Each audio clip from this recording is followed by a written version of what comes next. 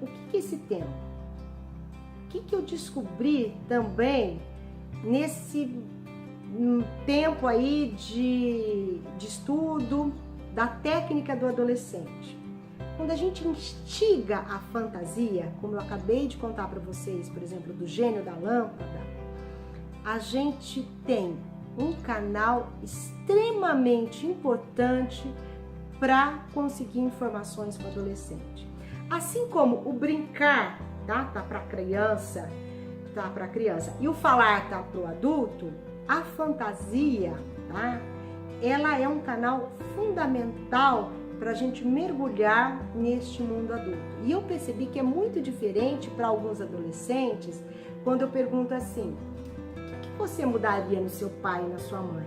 Tá? Ou o que você pensa? Ou que eu não lembro muito bem como que você mudaria, ainda não está bem feita essa questão, não.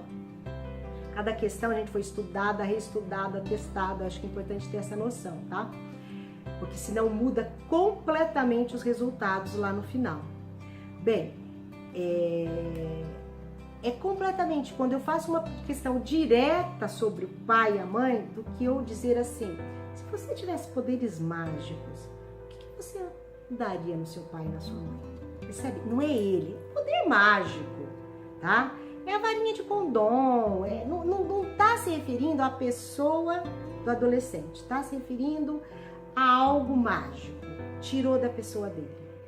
A criança usa muito esse recurso ainda, de uma forma muito fantasiada, né? A gente sabe disso.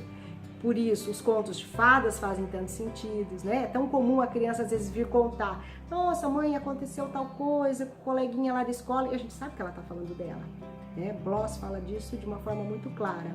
E aí ela consegue trazer, tá? Então, a fantasia é algo ainda muito presente no adolescente e que a gente não explora, tá? Então, esse período aqui é para explorar a fantasia, ok?